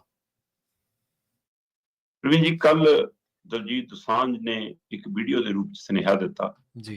ਦਲਜੀਤ ਦੋਸਾਂਝ ਦੀ ਟੀਮ ਗਰਾਊਂਡ ਤੇ ਬਹੁਤ ਕੰਮ ਕਰ ਰਹੀ ਹੈ, ਜਿਵੇਂ ਬਾਕੀ ਸੰਤ ਸਮਾਜ, ਧਾਰਮਿਕ ਜਥੇਬੰਦੀਆਂ, ਸਮਾਜਿਕ ਜਥੇਬੰਦੀਆਂ, SGPC, ਖਾਲਸਾ ਏਡ, ਖਡੂਰ ਸਾਹਿਬ ਵਾਲੇ ਬਾਬਾ ਜੀ, ਹੋਰ ਸੰਸਥਾਵਾਂ ਤੇ ਪਿੰਡ ਪੱਧਰ ਦੀਆਂ ਸੁਸਾਇਟੀਆਂ, ਪੰਚਾਇਤਾਂ, ਹੋਰ NGO, ਜਿਹਦਾ ਜਿੰਨੀ ਸਮਰੱਥਾ ਉਹਨਾਂ ਨੂੰ ਲੱਗਿਆ। ਬੰਦਾ ਨਿੱਜੀ ਤੌਰ ਤੇ ਜਿਹੜੇ ਹੜ੍ਹਾਂ 'ਚ ਡੁੱਬੇ ਨੇ, ਉਹ ਵੀ ਮੈਂ ਦੇਖਦਾ ਪਾਣੀ ਵਾਲੇ ਪਤੀਲੇ ਭਰੀ, ਚਾਹ ਵਾਲੀ ਕੇਤਲੀ ਭਰੀ, ਉਹ ਵੀ ਆਏ ਲੋਕਾਂ ਨੂੰ ਪੁੱਛੀ ਦੇ ਫਿਰਦੇ ਨੇ। ਮਤਲਬ ਇਹ ਹੈ ਪੰਜਾਬ, ਹੈ ਨਾ। ਉਹਦੇ ਵਿੱਚ ਦਲਜੀਤ ਦੋਸਾਂਝ ਨੇ ਆਪਣਾ ਕੱਲ ਸੁਨੇਹਾ ਹਿੰਦੀ 'ਚ ਦਿੱਤਾ। ਉਹ ਕਹਿੰਦੇ ਕਿ ਪੰਜਾਬੀ ਤਾਂ ਅਸੀਂ ਇੱਕ ਦੂਜੇ ਦਾ ਦਰਦ ਵੰਡਾ ਰਹੇ ਹਾਂ। ਮੈਂ ਉਹਨਾਂ ਨੂੰ ਦੱਸਣਾ ਚਾਹੁੰਦਾ ਕਿ ਪੰਜਾਬ ਕੀ ਆ, ਮੈਂ ਇਸ ਲਈ ਅੱਜ ਹਿੰਦੀ 'ਚ ਬੋਲ ਰਿਹਾ। ਉਹ ਕਹਿੰਦੇ ਕਿ ਪੰਜਾਬ ਜ਼ਖਮੀ ਹੈ ਇਸ ਮੌਕੇ। ਜੀ, ਸਹੀ ਹੈ, ਪਰ ਹਾਰਿਆ ਨਹੀਂ। ਉਹਨਾਂ ਨੇ ਉਸ ਜਜ਼ਬੇ ਨੂੰ ਸਲਾਮ ਵੀ ਕੀਤਾ ਤੇ ਉਹਨਾਂ ਨੇ ਉਸ ਹਵਾਲੇ ਨਾਲ ਸਾਰੀ ਪੰਜਾਬ ਦੀ ਸਥਿਤੀ ਨੂੰ ਦੁਨੀਆ ਸਾਹਮਣੇ ਰੱਖਿਆ, ਕਿਉਂਕਿ ਜਿਹਨੂੰ ਸੁਣਦੇ ਨੇ ਲੋਕ, ਦੇਖਦੇ ਨੇ, ਜਿਹੜਾ ਲੋਕਾਂ ਦਾ ਆਈਕਨ ਹੈ, ਲੋਕ ਜਿਹਦੇ ਫੈਨ ਨੇ, ਉਹਦੇ ਰਾਹੀਂ ਸੁਨੇਹਾ ਬਹੁਤ ਦੂਰ ਤੱਕ ਜਾਂਦਾ। ਬਿਲਕੁਲ ਜੀ, ਇਸ ਮੌਕੇ ਪੰਜਾਬ ਦੀ ਸਥਿਤੀ ਲਗਾਤਾਰ ਹੋਰ ਬਦਤਰ ਹੁੰਦੀ ਜਾ ਰਹੀ ਹੈ, ਕਿਉਂਕਿ ਰਾਵੀ, ਬਿਆਸ, ਇਹ ਤਾਂ ਆਪਾਂ ਲਗਾਤਾਰ ਇਹ ਗੱਲ ਕਰਦੇ ਆ ਰਹੇ ਹਾਂ, ਹੈ ਨਾ। ਸਤਲੁਜ ਵਾਲਾ ਪਾਸੇ ਤੋਂ ਲਗਾਤਾਰ ਹੁਣ DC ਹੋਰਾਂ ਦੀ ਹਦਾਇਤ ਹੋ ਗਈ ਹੈ ਕਿ ਭਾਖੜਾ ਡੈਮ ਤੋਂ ਹੋਰ ਪਾਣੀ ਸਾਨੂੰ ਛੱਡਣਾ ਪੈ ਰਿਹਾ ਹੈ। ਤੇ DC ਨੂੰ ਸੁਨੇਹਾ ਆਉਂਦਾ, DC ਦੇ ਹੱਥ ਵਸ ਕੀ ਆ, ਹੈ ਨਾ। ਤੇ ਇਹ ਕਿ ਹੋਰ ਏਰੀਆ ਖਾਲੀ ਕਰ ਲਓ। ਉਧਰ ਘੱਗਰ ਵਾਲੇ ਪਿੰਡਾਂ 'ਚ ਅਨਾਉਂਸਮੈਂਟ ਹੋਈ ਜਾਂਦੀ ਆ। ਇੱਥੋਂ ਤੱਕ ਕਿ ਹਰਿਆਣਾ 'ਚ ਪਾਣੀ ਬਹੁਤ ਆਮਦ ਕਈ ਥਾਂ ਤੇ ਮਾਰ ਕਰ ਰਿਹਾ। ਹੁਣ ਤਾਂ ਦਿੱਲੀ ਦੇ NCR ਦੇ ਖੇਤਰਾਂ 'ਚ ਪਾਣੀ ਬਹੁਤ ਵੱਡਾ ਵੜ ਗਿਆ। ਤੇ ਉਸ ਘਰਾਂ 'ਚ, ਕਲੋਨੀਆਂ 'ਚ, ਵਿਹੜਿਆਂ 'ਚ, ਬਾਜ਼ਾਰਾਂ 'ਚ, ਪਿੰਡਾਂ 'ਚ ਬੜੇ ਪਾਣੀ ਨੂੰ ਹੁਣ ਰਾਸ਼ਟਰੀ ਮੀਡੀਆ ਪੂਰਾ ਦਿਨ ਦਿਖਾਇਆ ਕੱਲ ਉਹਨਾਂ ਨੇ। ਉਹਦੀ ਚਰਚਾ ਵੀ ਖੂਬ ਹੋਈ। ਪਰ ਇਹ ਸਭ ਦੇ ਦਰਮਿਆਨ ਜੇ ਮੈਂ ਤਾਜ਼ੀ ਥੋੜੀ ਜਿਹੀ ਸਥਿਤੀ ਸਾਹਮਣੇ ਰੱਖਾਂ ਤੁਹਾਡੇ, ਇੱਕ ਤਾਂ ਜੀ ਇਹ ਹੈ ਕਿ ਪੰਜਾਬ ਦੇ ਵਿੱਚ ਜਿਹੜੇ ਨੌਜਵਾਨਾਂ ਨੂੰ ਕਿਹਾ ਜਾਂਦਾ ਸੀਗਾ ਕਿ ਇਹ ਤਾਂ ਨਸ਼ੇ ਕਰਨ ਜੋਗੇ ਨੇ ਜੀ, ਇਹ ਤਾਂ ਟਰੈਕਟਰਾਂ ਦੇ ਉੱਤੇ, ਹੈ ਨਾ, ਬੜੇ ਬੜੇ ਸਪੀਕਰ ਲਾ ਕੇ ਰੌਲਾ ਪਾਉਣ ਜੀ, ਹੈ ਨਾ, ਉਹ ਜਵਾਨੀ ਹੁਣ ਸਭ ਤੋਂ ਵੱਧ ਗਰਾਊਂਡ ਤੇ ਦਿਖ ਰਹੀ। ਬਿਲਕੁਲ, ਕੋਈ ਸ਼ੱਕ ਨਹੀਂ। ਇਹ ਤੋਂ ਭਾਵ ਕੀ ਆ ਕਿ ਜਵਾਨੀ 'ਚ ਕੋਈ ਕਮੀ ਨਹੀਂ, ਕਮੀ ਸਾਡੇ 'ਚ, ਅਸੀਂ ਉਹਨਾਂ ਨੂੰ ਕੋਈ ਰਾਹ ਦਿਖਾ ਹੀ ਨਹੀਂ ਪਾਏ। ਜਦੋਂ ਦਿੱਲੀ ਅੰਦੋਲਨ ਆਇਆ, ਜਵਾਨੀ ਸਭ ਤੋਂ ਮੂਹਰੇ ਸੀ। ਜੀ। ਜਦੋਂ ਹੁਣ ਵਿਵਸਥਾ ਪਈ ਪੰਜਾਬ ਦੇ ਵਿੱਚ, ਤਾਂ ਜਵਾਨੀ ਸਭ ਤੋਂ ਮੂਹਰੇ ਹੈ। ਟਰੈਕਟਰ ਲੱਦ ਕੇ ਲਿਆਉਣੇ, ਪਾਣੀ 'ਚ ਵੜਨਾ, ਰਾਸ਼ਨ ਪਹੁੰਚਾਉਣਾ, ਰਸਦ ਪਹੁੰਚਾਉਣਾ, ਪਤਾ ਨਹੀਂ ਕਿਹੜੀ ਧਿਰਦਾ। ਉਹ ਇੱਕ ਤਸਵੀਰ ਕੱਲ ਦਿਖ ਰਹੀ ਸੀ ਕਿ ਅੰਮ੍ਰਿਤਧਾਰੀ ਬਾਬਾ, ਹੈ ਨਾ, ਪੂਰਾ ਚੰਗੇ ਜੁੱਸੇ ਵਾਲਾ ਬਾਬਾ, ਉਹ ਗਾਤਰਾ ਸ਼੍ਰੀ ਸਾਹਿਬ ਨੇ ਉੱਪਰੋਂ ਪਾਇਆ ਹੈ ਤੇ ਉਹ ਕਈ ਨਾਲ ਬੋਰੀ ਭਰ ਰਿਹਾ, ਤੇ ਜਿਹੜਾ ਬੰਦਾ ਬੋਰੀ ਫੜ ਕੇ ਖੜਾ ਹੈ ਨਾ, ਉਹ ਪ੍ਰੇਮੀ ਹੈ ਜੀ ਡੇਰੇ ਦਾ। ਸਹੀ ਹੈ। ਉਹ ਕਹਿੰਦੇ ਸਾਡਾ ਗੁੱਸਾ ਬਾਬੇ ਨਾਲ ਹੋਊ, ਲੋਕਾਂ ਨਾਲ ਥੋੜੋ, ਲੋਕਾਂ ਨਾਲ ਨਹੀਂ, ਅੱਜ ਅਸੀਂ ਪੰਜਾਬ ਲਈ ਖੜੇ ਹਾਂ। ਇਹ ਤਸਵੀਰ ਕਿੰਨਾ ਕੁਝ ਕਹਿ ਦਿੰਦੀ ਹੈ ਆਪਣੇ ਆਪ। ਲੋਕ ਜਾਤ, ਧਰਮ, ਫਿਰਕਾ, ਕੌਮ, ਆਪਣਾ ਵੰਡ ਵੰਡਈਆ, ਆਪਣੇ ਰੋਸੇ, ਸਾਰਾ ਕੁਝ ਪਰੇ ਕਰ ਦਿੰਦੇ ਨੇ ਜਦੋਂ ਪੰਜਾਬ ਉਹਨਾਂ ਮੂਹਰੇ ਆ ਜਾਵੇ। ਇਹ ਦ੍ਰਿਸ਼ ਦਿਖ ਰਿਹਾ। ਸਹੀ ਹੈ। ਇਸ ਦੇ ਵਿਚਾਲੇ ਹੀ ਜਿਹੜੀ ਇਹ ਤਸਵੀਰ ਲਿਖੀ ਕਿ ਨੌਜਵਾਨਾਂ ਵਾਲੀ, ਇਸ ਨੇ ਇੱਕ ਵਾਰ ਫਿਰ ਆਸ ਦੀ ਕਿਰਨ ਜਗਾਈ ਹੈ ਕਿ ਪੰਜਾਬ ਦੀ ਜਵਾਨੀ ਲੜਾਈ ਲਈ ਵੀ, ਪੰਜਾਬ ਨਾਲ ਖੜਨ ਲਈ ਵੀ, ਜੂਝਣ ਲਈ ਵੀ ਤਿਆਰ ਹੈ, ਬਸ਼ਰਤੇ ਉਹਨਾਂ ਨੂੰ ਰਾਹ ਦਿਖਾਉਣ ਵਾਲੇ ਕੋਈ ਰਾਹ ਦਸੇਰੇ ਤਾਂ ਹੋਣ। ਪੰਜਾਬ ਕੋਲ ਜੇ ਅੱਜ ਕਮੀ ਹੈ ਜੀ, ਤਾਂ ਸਾਡੇ ਕੋਲ ਸੂਝਵਾਨ ਲੀਡਰਾਂ ਦੀ ਕਮੀ ਹੈ। ਬਿਲਕੁਲ ਸਹੀ ਹੈ। ਮਤਲਬ ਬੜੀਆਂ ਤਸਵੀਰਾਂ ਵਾਇਰਲ ਹੋ ਰਹੀਆਂ ਨੇ ਇਸ ਮੌਕੇ ਕਿ ਜੀ ਮੰਤਰੀ ਆਪਣੇ ਮੋਢੇ ਤੇ ਥੈਲਾ ਰੱਖੀ ਫਿਰਦਾ ਜੀ। ਹਰਜੋਤ ਬੈਂਸ ਦੀਆਂ ਬਹੁਤ ਆ ਰਹੀਆਂ ਨੇ, ਹੈ ਨਾ। ਸਾਬਕਾ ਮੁੱਖ ਮੰਤਰੀ ਚਰਨਜੀਤ ਚੰਨੀ ਲਓ ਜੀ, ਆਪ ਕਈ ਚਲਾ ਰਿਹਾ ਹੈ ਨਾ ਜੀ। ਤੇ ਜੀ ਬਈ MP ਆ ਉਹ ਇਸ ਮੌਕੇ, ਸਹੀ ਹੈ ਨਾ। ਆ ਜੀ ਭੁੱਲਰ ਫਿਰ ਰਿਹਾ ਜੀ, ਬੇਬਿਆਂ ਨੂੰ ਕੱਢਦਾ ਜੀ, ਪਾਣੀ ਚੋਂ ਲੈ ਕੇ ਜਾਂਦਾ ਜੀ, ਬਹੁਤ ਦਿਖ ਰਿਹਾ। ਮੁੱਖ ਮੰਤਰੀ ਭਗਵੰਤ ਮਾਨ ਜੀ ਗਲ ਲਾ ਕੇ ਰੋ ਰਿਹਾ ਜੀ, ਰੋਟੀ ਖਾ ਰਿਹਾ ਜੀ ਭੁੰਜੇ ਬੈਠ ਕੇ, ਸਾਰਾ ਕੁਝ ਦਿਖ ਰਿਹਾ। ਮਤਲਬ ਕਈ ਲੋਕਾਂ ਨੂੰ ਇਹ ਚੀਜ਼ਾਂ ਪ੍ਰਭਾਵਿਤ ਵੀ ਕਰਦੀਆਂ ਕਿ ਦੇਖੋ ਬਾਈ, ਮੰਤਰੀ ਆਪ ਲੱਗ ਗਿਆ, ਸਾਬਕਾ ਮੁੱਖ ਮੰਤਰੀ ਆਪ ਲੱਗ ਗਿਆ, ਮੌਜੂਦਾ MLA ਆਪ ਲੱਗੇ ਨੇ। ਬਾਈ ਦੇਖੋ, ਉਹ ਇਹ ਲੱਗੇ ਨਹੀਂ, ਉਹਨਾਂ ਦਾ ਨਲਾਇਕਪਣਾ ਹੈ। ਜੇ ਉਹਨਾਂ ਨੇ ਆਪਣੀ ਜ਼ਿੰਮੇਵਾਰੀ ਜਿਹੜੀ ਤੁਸੀਂ ਉਹਨਾਂ ਨੂੰ ਸੌਂਪੀ ਆ, ਮੰਤਰੀ ਬਣਾਉਣ ਦੀ, MLA ਬਣਾਉਣ ਦੀ, ਮੁੱਖ ਮੰਤਰੀ ਬਣਾਉਣ ਦੀ, MP ਬਣਾਉਣ ਦੀ, ਜੇ ਉਹਨਾਂ ਨੇ ਉਹ ਜ਼ਿੰਮੇਵਾਰੀ ਸਹੀ ਨਿਭਾਈ ਹੁੰਦੀ, ਤਾਂ ਅੱਜ ਤੁਹਾਨੂੰ ਵੀ ਉਹਨਾਂ ਨਾਲ ਮਿੱਟੀ ਹੋਣਾ ਨਾ ਪੈਂਦਾ। ਉਹਨਾਂ ਦਾ ਜਿਹੜਾ ਰੋਲ ਆ ਉਹ ਨਿਭਾ ਦੇਣ, ਉਹ ਤਾਂ ਇਹ ਦਿਨ ਕਿਉਂ ਦੇਖਣੇ ਪੈਣ ਪੰਜਾਬ ਨੂੰ। ਬਿਲਕੁਲ ਬਿਲਕੁਲ। ਤੁਸੀਂ ਅਜੇ ਤੱਕ ਬੀਬੀਐਮਪੀ ਨੂੰ ਪੁੱਛਣ ਦੀ ਹਿੰਮਤ ਨਹੀਂ ਕਰ ਪਾ ਰਹੇ ਕਿ ਪਾਣੀ ਕਿਸ ਤਰੀਕਾ ਕਰਨਾ ਛੱਡਿਆ ਜਾ ਰਿਹਾ। ਕਿਵੇਂ ਹੈ ਇਹ ਫਾਰਮੂਲਾ? ਤੁਸੀਂ ਪਹਿਲਾਂ ਸਾਡੇ ਦਰਿਆ ਨਦੀਆਂ ਮਾਰ ਦਿੰਦੇ ਹੋ 11 ਮਹੀਨੇ ਤੇ 1 ਮਹੀਨੇ ਤੁਸੀਂ ਸਾਰਾ ਹੜ ਲਿਆ ਦਿੰਦੇ ਹੋ। ਕਿਸੇ ਤੇ ਇਹਦੇ ਤਕਨੀਕ ਤੇ ਕੋਈ ਗੱਲ ਹੀ ਨਹੀਂ। ਨਾ ਕੋਈ ਗੱਲ ਨਹੀਂ। ਸਭ ਦੇ ਵਿੱਚ ਜਿਹੜੀ ਤਾਜ਼ਾ ਸਥਿਤੀ ਹੈ ਪ੍ਰਵੀਨ ਜੀ, ਤਾਂ ਲਗਾਤਾਰ ਡੈਮਾਂ ਤੋਂ ਪਾਣੀ ਕਿਉਂਕਿ ਖਤਰੇ ਦੇ ਨਿਸ਼ਾਨ ਤੇ ਪਹੁੰਚ ਰਿਹਾ। ਜਿੰਨੀ ਆਮਦ ਹੋਈ ਹੈ ਜੇ 85,000 ਕਿਊਸਕ ਹੋ ਰਹੀ ਹੈ ਤਾਂ 84,000 ਛੱਡਿਆ ਜਾ ਰਿਹਾ ਹੈ ਨਾ। ਮਤਲਬ ਮੈਂ ਕੱਲ ਦੀ ਰਿਪੋਰਟ ਦੇਖ ਰਿਹਾ ਸੀ, ਭਾਖੜਾ ਡੈਮ ਤੋਂ 75,000 ਕਿਊਸਕ ਤੋਂ ਵੱਧ ਛੱਡਿਆ ਗਿਆ, ਪੌਂਗ ਡੈਮ ਤੋਂ 80,000 ਕਿਊਸਕ ਤੋਂ ਵੱਧ ਛੱਡਿਆ ਗਿਆ, ਰਣਜੀਤ ਸਾਗਰ ਡੈਮ ਤੋਂ 71,000 ਕਿਊਸਕ ਤੋਂ ਵੱਧ ਛੱਡਿਆ ਗਿਆ। ਤੇ ਇਸ ਮੌਕੇ ਪੰਜਾਬ 'ਚ 43 ਤੋਂ ਵੱਧ ਮੌਤਾਂ ਨੇ ਜੀ। 1900 ਤੋਂ ਵੱਧ ਪਿੰਡ ਦੇ ਚਪੇਟ 'ਚ ਨੇ। 43 ਲੋਕਾਂ ਦੀ ਮੌਤ ਹੋ ਚੁੱਕੀ ਹੈ। 23 ਜ਼ਿਲ੍ਹਿਆਂ 'ਚ 1902 ਤੋਂ ਵੱਧ ਪਿੰਡ ਪੂਰੀ ਤਰ੍ਹਾਂ ਹੜ੍ਹ ਦੀ ਚਪੇਟ 'ਚ ਨੇ। 3,84,000 ਲਗਭਗ 4 ਲੱਖ ਦੇ ਕਰੀਬ ਲੋਕ ਸਿੱਧੇ ਰੂਪ 'ਚ ਹੁਣ ਪ੍ਰਭਾਵਿਤ ਨੇ। 20,972 ਲੋਕਾਂ ਨੂੰ ਸੁਰੱਖਿਅਤ ਥਾਵਾਂ ਤੇ ਕੱਢਿਆ ਗਿਆ ਜੀ ਕਹਿੰਦੇ, ਤੇ 4.24 ਲੱਖ ਏਕੜ ਡੁੱਬ ਗਈ ਫਸਲ। ਲਗਭਗ 4.25 ਲੱਖ ਏਕੜ ਦੇ ਕਰੀਬ ਸਾਡੀ ਹੁਣ ਫਸਲ ਤਬਾਹ ਹੋ ਚੁੱਕੀ ਹੈ। ਤੇ ਇਹ ਮੁੱਢਲਾ ਹੈ, ਅਜੇ ਵੀ ਅਧਿਕਾਰਕ ਤੌਰ ਤੇ ਅਜੇ ਡਾਟਾ ਪ੍ਰੋਪਰ ਤੌਰ ਤੇ ਤਿਆਰ ਹੋਵੇ। ਤਾਂ ਹੀ ਮੈਂ ਕਹਿ ਰਿਹਾ ਕਿ ਸੁਪਰੀਮ ਕੋਰਟ ਨੂੰ ਤਾਂ ਸਹੀ ਰਿਪੋਰਟ ਦੇ ਦਿਓ, ਉਹੀ ਰਿਪੋਰਟ ਦੀ ਫੋਟੋ ਕਾਪੀ ਕੇਂਦਰ ਨੂੰ ਵੀ ਦੇ ਦਿਓ ਤਾਂ ਕਿ ਕਹਿਣ ਜੋਗੀ ਹੋਈ ਹੈ। ਸਥਿਤੀ ਬਹੁਤ ਅਜੇ ਵੀ ਭਿਆਨਕ ਬਣੀ ਹੋਈ ਹੈ ਜੀ। ਬਿਲਕੁਲ। ਅਗਲੀ ਗੱਲ ਕਰੀਏ ਪੰਜਾਬ ਯੂਨੀਵਰਸਿਟੀ ਦੀ। ਕਹਿੰਦੇ ਇਹਦੇ ਵਿੱਚ ਜਿਹੜੀ ABP ਜਿੱਤੀ ਹੈ, ਵੈਸੇ ਤਾਂ ਆਪਦੀ ਜਿੱਤ ਨੂੰ ਬਹੁਤ ਵੱਡੀ ਕਰਕੇ ਦੱਸ ਰਹੇ ਨੇ, ਦਿਖਾ ਰਹੇ ਨੇ, ਪੇਸ਼ ਕਰ ਰਹੇ ਨੇ, ਪਰ ਇਹਦੇ ਪੰਜਾਬ ਦੇ ਵਿੱਚ ਵੀ ਕੋਈ ਸਿਆਸੀ ਮਾਇਨੇ ਕੱਢੇ ਜਾ ਸਕਦੇ ਨੇ ਸ਼ਰਮਾ ਜੀ? ਪ੍ਰਵੀਨ ਜੀ, ਅਗਲਿਆਂ ਨੇ ਤਾਂ ਇਸ ਜਿੱਤ ਨੂੰ ਵੱਡਾ ਦਿਖਾਉਣਾ ਹੈ ਜੀ। ਪੰਜਾਬ ਯੂਨੀਵਰਸਿਟੀ ਵੱਡਾ ਨਾਮ ਹੈ। ਭਾਰਤ ਦੀਆਂ ਯੂਨੀਵਰਸਿਟੀਆਂ ਦੇ ਵਿੱਚੋਂ, ਮੁੱਢਲੀ ਯੂਨੀਵਰਸਿਟੀਆਂ ਚੋਂ ਇੱਕ ਪੰਜਾਬ ਯੂਨੀਵਰਸਿਟੀ ਆਪਣਾ ਇੱਕ ਵੱਖਰਾ ਰੁਤਬਾ ਰੱਖਦੀ ਹੈ ਜੀ। ਉਸ ਯੂਨੀਵਰਸਿਟੀ ਦੇ ਇਤਿਹਾਸ ਦੇ ਵਿੱਚ, ਵਿਦਿਆਰਥੀ ਚੋਣਾਂ ਦੇ ਹੁਣ ਤੱਕ ਦੇ ਇਤਿਹਾਸ ਦੇ ਵਿੱਚ ਇਹ ਪਹਿਲੀ ਵਾਰ ਹੈ ਕਿ ABVP ਨੇ ਪ੍ਰਧਾਨਗੀ ਦਾ ਅਹੁਦਾ ਜਿੱਤਿਆ। ਤੇ ਇਸ ਲਈ ਵੀ ਉਹਨਾਂ ਲਈ ਮਾਇਨੇ ਰੱਖਦਾ ਕਿ ਬਤੌਰ ਪ੍ਰਧਾਨ ਜਿਹੜਾ ਮੁੰਡਾ ਚੁਣਿਆ ਗਿਆ, ਗੌਰਵਵੀਰ ਸੋਹਲ, ਉਹ ਪੰਜਾਬ ਦੇ ਲੁਧਿਆਣਾ ਤੋਂ ਸੰਬੰਧਿਤ ਹੈ। ਤੇ ਫਿਰ ਅਗਲੇ ਇਹਦੇ ਰਾਜਨੀਤਿਕ ਮਾਇਨੇ ਕੱਢਣਗੇ। ਉਹ ਇਸ ਨੂੰ ਇਸ ਤਰ੍ਹਾਂ ਪ੍ਰਚਾਰ ਰਹੇ ਨੇ ਕਿ ਲਓ ਜੀ, ਹੁਣ ਤਾਂ ਪੰਜਾਬ ਯੂਨੀਵਰਸਿਟੀ ਵੀ ਸਾਡੇ ਨਾਲ ਆ ਗਈ, ਇਹ ਨੌਜਵਾਨ ਪੀੜ੍ਹੀ ਵੀ ਸਾਡੇ ਨਾਲ ਆ ਗਈ, ਹੁਣ ਤਾਂ ਸਾਡੀ ਬੱਲੇ ਬੱਲੇ ਹੈ। ਕਿਉਂਕਿ ਇਹੀ ਨੌਜਵਾਨ ਪੀੜ੍ਹੀ ਹੈ ਜਿਹਨੇ ਪਿਛਲੀ ਵਾਰ ਆਮ ਆਦਮੀ ਪਾਰਟੀ ਨੂੰ ਖੁੱਲ੍ਹ ਕੇ ਪੰਜਾਬ ਦੇ ਵਿੱਚ ਸਮਰਥਨ ਕੀਤਾ। ਮਤਲਬ ਘਰਾਂ ਦੇ ਬਜ਼ੁਰਗਾਂ ਦੀਆਂ, ਬੇਬਿਆਂ ਦੀਆਂ, ਬਾਪੂਆਂ ਦੀਆਂ, ਭਰਾਵਾਂ ਦੀਆਂ ਨਹੀਂ ਚੱਲੀਆਂ, ਜਿੰਨੀਆਂ ਧੀਆਂ ਪੁੱਤਰਾਂ ਨੌਜਵਾਨਾਂ ਦੀਆਂ ਚੱਲੀਆਂ ਕਿ ਐਕਤੀ ਸਾਡੇ ਕਿਸੇ ਦੇ ਵੋਟ ਝਾੜੂ ਨੂੰ ਪਾਓ। ਸੋ ਇਸ ਲਈ ਉਸ ਜਵਾਨੀ ਨੂੰ, ਇਸ ਯੂਨੀਵਰਸਿਟੀ ਦੀ ਜਵਾਨੀ ਨਾਲ ਜੋੜ ਕੇ ਪੰਜਾਬ 'ਚ BJP RSS ਇਹ ਦਿਖਾਉਣਾ ਚਾਹੁੰਦੀ ਹੈ ਕਿ ਲਓ ਜੀ, ਅਸੀਂ ਹੁਣ ਪੰਜਾਬ ਯੂਨੀਵਰਸਿਟੀ 'ਚ ਆ ਗਏ, ਹੁਣ ਅਸੀਂ ਪੰਜਾਬ 'ਚ ਆਏ ਖੜੇ ਹਾਂ। ਉਹ ਤਾਂ ਇਸ ਤਰੀਕਾਕਾਰ ਨਾਲ ਆਪਣੇ ਆਪ ਨੂੰ ਪੇਸ਼ ਕਰ ਰਹੇ ਨੇ। ਠੀਕ ਹੈ, ਰਾਜਨੀਤੀ ਹੈ, ਰਾਜਨੀਤੀ ਕਰਦੇ ਹੋ ਤਾਂ ਰਾਜਨੀਤੀ ਤੁਸੀਂ ਹਰ ਚੀਜ਼ ਨੂੰ ਆਪਣੇ ਢੰਗ ਨਾਲ ਪੇਸ਼ ਕਰੋਗੇ। ਪਰ ਇਹੀ ਯੂਨੀਵਰਸਿਟੀ ਹੈ ਜਿੱਥੇ ਪਹਿਲੀ ਵਾਰ ਕਨੂਪ੍ਰਿਆ ਖੱਬੀਆਂ ਧਿਰਾਂ ਵੱਲੋਂ ਖੜੀ ਹੋ ਕੇ ਜਿੱਤੀ ਸੀ। ਤੇ ਉਸ ਸਮੇਂ ਖੱਬੀਆਂ ਧਿਰਾਂ ਨੂੰ ਲੱਗਿਆ ਕਿ ਲੈ ਵੀ ਆਪਣਾ ਤਾਂ ਦਬਦਬਾ ਪਰਤਿਆ ਹੈ, ਮੁੜ ਕੇ ਲੱਭੇ ਨਹੀਂ ਉਹ ਕਿਤੇ। ਸਹੀ ਗੱਲ। ਇਸ ਲਈ ਇਹ ਪੈਮਾਨਾ, ਜੇ ਤੁਸੀਂ ਕਹੋ ਕਿ ਇੱਥੇ ਜਿੱਤ ਕੇ ਤਾਂ ਪੰਜਾਬ 'ਚ ਵੀ ਜਿੱਤ ਜਾਗੇ, ਖਰਾ ਉਤਰੇ ਨਾ ਉਤਰੇ ਵਕਤ ਤੈਅ ਕਰੂਗਾ। ਪਰ ਇਹਦਾ ਮਤਲਬ ਇਹ ਪੈਮਾਨਾ ਤੈਅ ਨਹੀਂਗਾ ਕਿ ਉਹੀ ਹੋਊਗਾ। ਦੂਸਰੇ ਪਾਸੇ ਜੇ ABVP ਇਹ ਦਿਖਾਉਣਾ ਚਾਹੁੰਦੀ ਆ ਕਿ ਇੱਕ ਸੀਟ ਦਾ ਮਤਲਬ ਸਾਡੀ ਲਹਿਰ ਸੀ, ਤਾਂ ਭਰਾਵਾ ਥੱਲੇ ਵਾਲੀਆਂ ਜਿਹੜੀਆਂ ਪ੍ਰਮੁੱਖ 3 ਸੀਟਾਂ ਉਹਨਾਂ 'ਚ ਤੁਸੀਂ ਲੱਭੇ ਨਹੀਂ ਕਿਤੇ। ਇੱਕੋ ਹੀ ਅਹੁਦਾ ਜਿੱਤਿਆ ਤੁਸੀਂ। ਇੱਕ ਅਹੁਦਾ ਪ੍ਰਧਾਨਗੀ ਵਾਲਾ ਤੁਸੀਂ ਜਿੱਤ ਰਹੇ ਹੋ, ਦੂਸਰਾ ਅਹੁਦਾ ਸੱਥ ਵਾਲੇ ਜਿੱਤ ਰਹੇ ਨੇ, ਤੀਸਰਾ ਅਹੁਦਾ ਸੋਪੂ ਵਾਲੇ ਜਿੱਤ ਰਹੇ ਨੇ, ਚੌਥਾ ਅਹੁਦਾ ਆਜ਼ਾਦ ਉਮੀਦਵਾਰ ਜਿੱਤ ਰਿਹਾ। ਫਿਰ ਲਹਿਰ ਕਿਹੜੀ ਹੈ ਤੁਹਾਡੀ? ਕਿਸੇ ਦੀ ਵੀ ਨਹੀਂ ਲਹਿਰ, ਤਾਂ ਕਿਸੇ ਦੀ ਵੀ ਨਹੀਂ। ਬਿਲਕੁਲ। ਹਾਂ, ਜੇ ਆਜ਼ਾਦ ਕਹੇ ਕਿ ਮੈਂ ਤਾਂ ਕੱਲਾ ਇੱਕ ਸੀਟ ਤੇ ਹੀ ਲੜਿਆ ਸੀ, ਜੇ ਮੈਂ ਸਾਰੀਆਂ ਤੇ ਲੜਿਆ ਹੁੰਦਾ ਮੈਂ ਸਾਰੀ ਜਿੱਤ ਜਾਂਦਾ। ਜੇ ਸੱਥ ਵਾਲੇ ਕਹਿਣਗੇ ਤਾਂ ਲੜੀ ਹੋਈ ਇੱਕ ਸੀਟ ਸੀ, ਜੇ ਅਸੀਂ ਬਾਕੀਆਂ ਤੇ ਲੜੇ ਹੁੰਦੇ ਸ਼ਾਇਦ ਨਤੀਜੇ ਹੋਰ ਹੁੰਦੇ। ਫਿਰ ਸਮਝ ਆਉਂਦੀ ਆ, ਤੁਸੀਂ ਤਾਂ ਭਾਈ ਗੱਠਜੋੜ 'ਚ ਲੜੇ ਹੋ, ABVP ਵਾਲੇ ਤੇ ਲਗਭਗ ਸਾਰੇ ਥਾਵਾਂ ਤੇ ਖੜੇ ਹੋ ਤੁਹਾਡੇ ਉਮੀਦਵਾਰ, ਫਿਰ ਤੁਸੀਂ ਤਾਂ ਸਾਰੇ ਥਾਵਾਂ ਤੇ ਨਹੀਂ ਜਿੱਤੇ। ਆ ਲਓ ਜੀ, ਮੇਰੇ ਕੋਲ ਅੰਕੜੇ ਪਏ ਨੇ।